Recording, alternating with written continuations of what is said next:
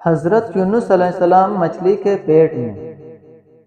حضرت یونس علیہ السلام یروشلم شہر میں پیدا ہوئے۔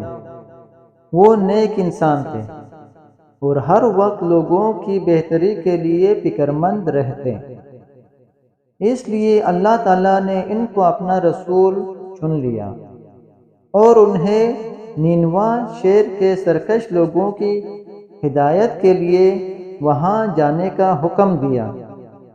نینوا پہنچ کر حضرت یونس علیہ السلام اللہ کا پیغام لوگوں تک پہنچاتے رہے۔ جب بھی حضرت یونس علیہ السلام ان لوگوں کو سمجھاتے، وہ لوگ ان کی بات نہ سنتے۔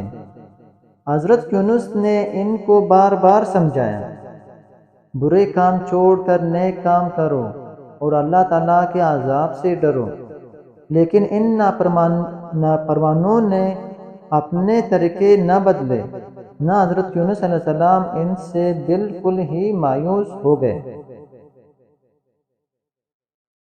انہوں نے نا امید ہو کر ان لوگوں کے لیے عذاب کی بد دعا کی اور دل شکستہ سمندر کی طرف چل پڑے۔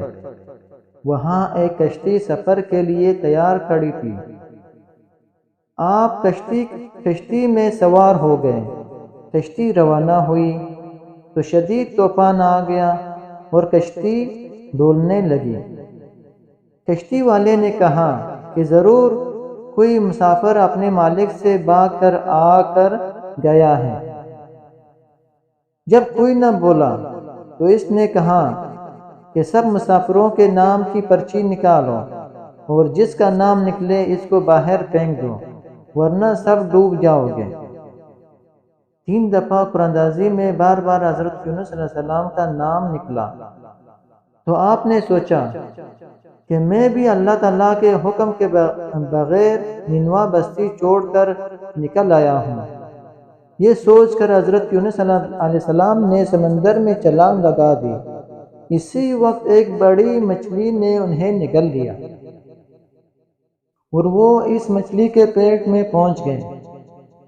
حضرت یونس علیہ السلام مچھلی کے پیٹ میں زندہ رہے اور اللہ سے معافی مانگتے رہے۔ حضرت یونس علیہ السلام نے اللہ سے فریاد کی، یا اللہ، بے شک آپ کے سوا کوئی معبود نہیں، کوئی حامی مددگار نہیں۔ یا اللہ، آپ تو ہر عیب سے پاک ہے، بے شک میں ہی ظلم کر بیٹھا۔ اللہ تعالیٰ نے حضرت یونس علیہ السلام کی دعا قبول کر لی اور اللہ کے حکم سے مچھلی نے حضرت یونس علیہ السلام کو ساحل کے قریب باہر اگل دیا۔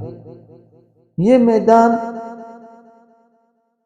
ایک ویران ساحل تھا۔ حضرت یونس علیہ السلام نہایت کمزور اور لاغر ہو چکے تھے۔ اللہ تعالیٰ کے حکم سے ایک پھلدار پیڑ سے ان کو غذا اور سایہ مل گیا۔ ایسا ایسا ان کے جسم میں طاقت آنے لگی۔ اللہ تعالیٰ نے انہیں واپس نینوا جانے کا حکم دیا۔ جب آپ نینوا پہنچے تو وہاں کے لوگ آپ کی پراثر تعلیمات کی وجہ سے اللہ تعالیٰ پر ایمان لا چکے تھے، جس پر حضرت یونس علیہ السلام نے اللہ کا شکر ادا کیا اور انہیں اللہ کے دین کی تعلیم دینے لگے۔ اپنا خیال رکھیں اور ہمارے چینل کا بھی۔ اللہ حافظ۔